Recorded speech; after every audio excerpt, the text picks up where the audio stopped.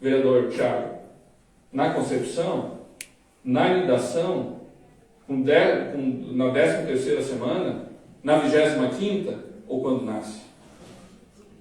O artigo 5º da Constituição diz que todos são iguais perante a lei. Todos são iguais perante a lei. E garante, de forma inviolável, o direito à vida. Então, todos têm direito à vida. E aí, de novo, a pergunta: quando começa a vida?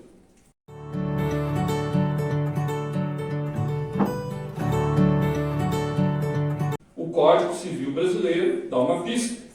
O Código Civil Brasileiro diz assim: a personalidade da vida, a personalidade civil da pessoa começa do nascimento com vida. Mas a lei põe a salvo desde a concepção.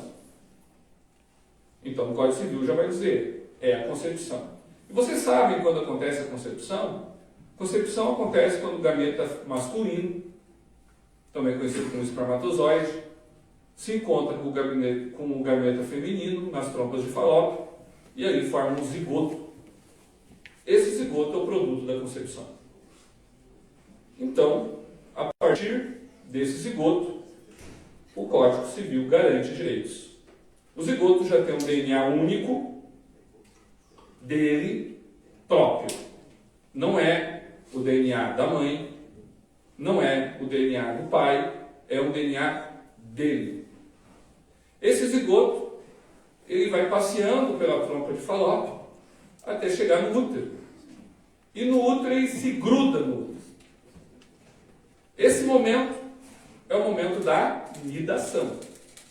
E a partir dali, nós teremos o embrião. Alguns defendem que é neste momento que começa a vida. Por isso que defendem a tal da pílula do dia seguinte. Não sei se vocês já ouviram falar isso. Mas mulher tem relação sexual, no dia seguinte toma uma pílula para evitar que o zigoto, então, faça a nidação no útero. Mas também a nidação ali, com alguns dias, já aconteceu a nidação. Os tratados internacionais, todos eles defendem o direito à vida. Artigo 4º do Pacto de São José da Costa Rica diz o seguinte: toda pessoa tem o direito de que se respeite sua vida. Esse direito deve ser protegido pela lei desde o momento da concepção. Convenção Americana de Direitos Humanos, que o Brasil é signatário há muitos anos, deputado. E ele não fala desde a nidação, desde a 12ª semana, 25ª, não. Concepção. Ou seja, deveria ser proibido vender pílula no dia seguinte no Brasil. Concepção. Declaração Universal dos Direitos Humanos. Todo ser humano tem direito à vida. Convenção sobre os direitos da criança. A criança necessita de proteção e cuidados especiais, inclusive antes do seu nascimento. E essa Convenção de Direitos da Criança também o Brasil é signatário e diz claramente, desde antes do nascimento, vereadora Tanise, está escrito nessa convenção. E o amontoado de células que está no útero da mãe tem direitos a ter um curador. Artigo 1779 do Código Civil. Tem direito a receber doação. Sabia, pastor Paulo? Pode receber doação. Quer doar para o seu neto que está na barriga da sua filha, da sua nora? Pode doar. Ele é legítimo sucessor. Artigo 1542 da doação. 1798. Ele faz parte da sucessão. Quando o pai falece, por exemplo, ele faz parte, ele conta por cabeça na divisão da herança, sem ter nascido. E aí? Quando começa a proteção à vida? O Código Penal brasileiro se divide em duas partes. Parte geral, que é uma parte mais teórica, que comenta sobre prescrição, sobre dosimetria da pena, sobre culpabilidade, sobre diversos aspectos, e a parte especial. A parte especial é a parte dos crimes. Então, quando a gente fala em crime, Código Penal é na parte especial. A parte especial começa no artigo 121 do Código Penal. E qual é o artigo 121? Você sabe? Matar alguém. O primeiro capítulo do Código Penal é o capítulo que protege a vida. Por quê? Porque a vida é o direito mais importante.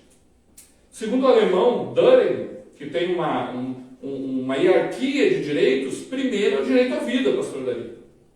Segundo, são os direitos gerais de liberdade e igualdade. E terceiro, os direitos fundamentais. A vida sempre está no topo da pirâmide. Mas, para a ministra Rosa Weber, o que está no útero da mãe é uma potencial vida. É uma vida em potencial. Pode se tornar vida ou não. E com todo respeito à ministra, o zigoto não é vida em potencial. O zigoto é vida em ato. Você sabe por quê? O que o zigoto vai se tornar? Um embrião? O embrião vai se tornar o quê? Um feto. Um feto vai se tornar o quê? Um bebê. Um bebê se torna uma criança. Uma criança se torna um adolescente ou adulto, um adulto idoso. O zigoto não vai se tornar um rinoceronte. Nem uma tartaruga. Nem um unicórnio. Se torna um feto. Por quê? Porque o ato de ser humano é um ato intrínseco em si. Nós compartilhamos com todos os seres humanos a nossa humanidade.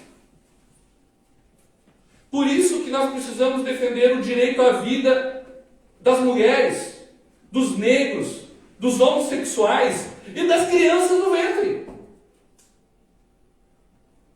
Porque todos nós, homens, mulheres, brancos, pretos, amarelos, homossexuais, transexuais, heterossexuais, adultos, idosos, crianças, somos humanos. E porque nós somos humanos, nós temos direito à vida. Não é porque eu penso. Porque se eu disser que é porque eu penso que eu tenho direito à vida, então aquela pessoa que está em coma não tem direito à vida. Ou, quando o Tiago estiver dormindo, ele não tem direito à vida. Vamos esperar uma pessoa dormir para matá-la. Não.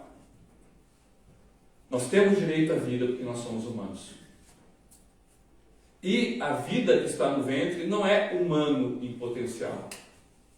Ela é humano em ato.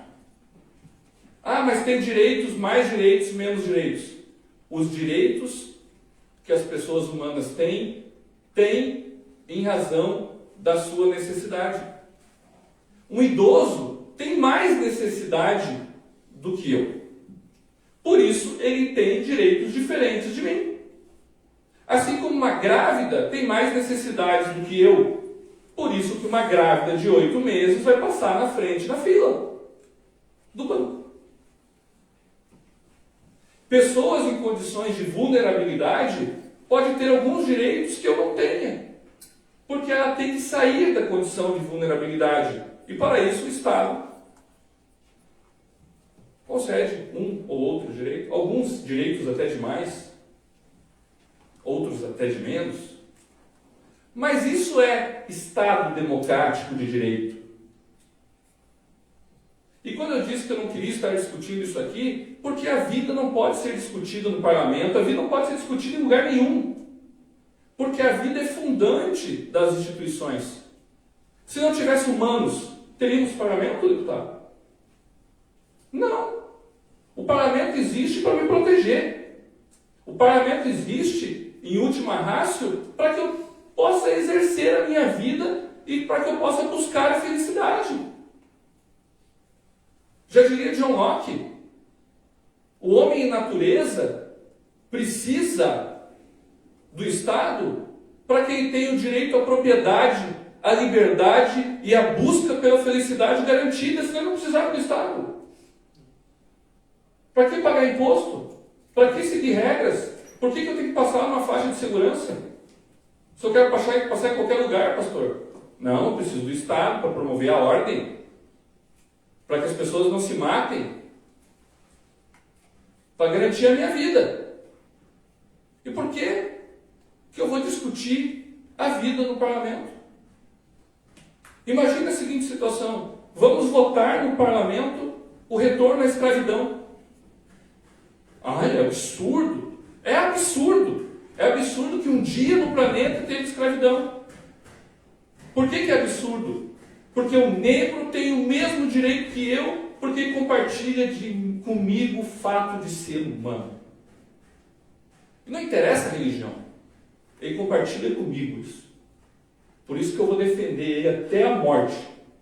Por que esse pensamento não se aplica a criança no ventre? Se aplica a alvos silvestres. Isso é um descalabro. É um descalabro. E a DPF 442 é um descalabro. E é uma escalada. Por que é uma escalada? Porque lá atrás nós estávamos discutindo o aborto do anencéfalo. Sob o argumento que o anencéfalo não pensa, pastor Davi, não tem racionalidade, não tem viabilidade, então ele pode ser morto.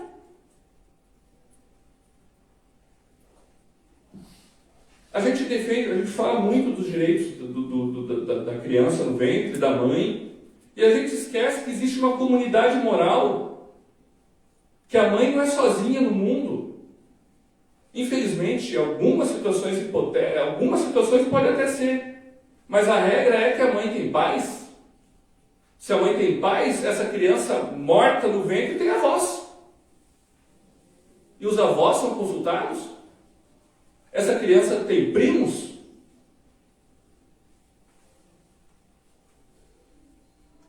Então você está tirando essa criança de uma comunidade moral.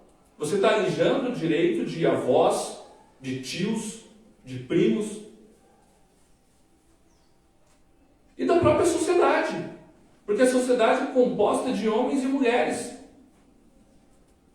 Não existe comunidade política sem a gente. E quando se suga um feto no ventre, você está tirando alguém que poderia fazer a diferença nessa sociedade, como faz o Cristiano Ronaldo, que inspira milhões de crianças pelo mundo, que quase foi abortado. Para citar só um exemplo. Será que o mundo não poderia ter sido melhor se essas milhões de crianças que foram abortadas não tivessem sido abortadas?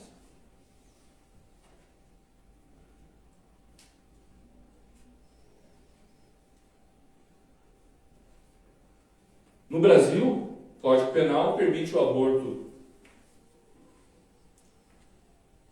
sentimental, que é o caso do estupro, que eu discordo. Eu discordo, porque a maior cura para uma mulher estuprada é ver o filho nos seus braços. Essa é a maior cura para ela. E eu não estou falando porque eu acho, eu estou falando porque eu conheço programas que cuidam de mulheres estupradas e que se curam quando o filho nasce. Mas está previsto na legislação. O aborto terapêutico, que é quando existe risco de vida da mãe, e este aborto tentando me divorciar da minha questão religiosa, que é muito difícil, porque eu sou religioso, o ser humano, ele é religioso, por exemplo, o ateu. Então é difícil você simplesmente tirar. Agora, peraí. Vou tirar o casaco da religião para poder falar. Isso não é possível. Né? Mas o aborto terapêutico, aí nós temos, pelo menos falando em direito, nós temos ali uma colisão de direitos fundamentais, né? De duas vidas. E aí pode-se fazer uma construção filosófica para justificar o aborto terapêutico. Religiosa, não. E tem a aberração do Supremo, que é o aborto do anencefalo. E só. E essas previsões estão no Código Penal. E agora a DPF, como já muito bem dito pela deputada, quer tentar o aborto por qualquer motivo a partir da 12ª semana de gestação. Por quê? Porque não tem vida no útero da mãe, o que tem é um potencial humano. E o voto da ministra Rosa Weber, ela coloca em xeque, inclusive isso. Se existe dúvida científica de quando começa a vida, ela coloca isso no voto. Então, se tem dúvida, deputada, mate. Tem dúvida? Se ele cometeu crime? Prenda. Tem dúvida se ele é honesto? Prenda. E jogue a chave fora. Tem dúvida se é vida? Mate. Num Estado democrático de direito, até onde eu saiba, é exatamente o contrário. Tem dúvida? Não teve julgamento? Solte.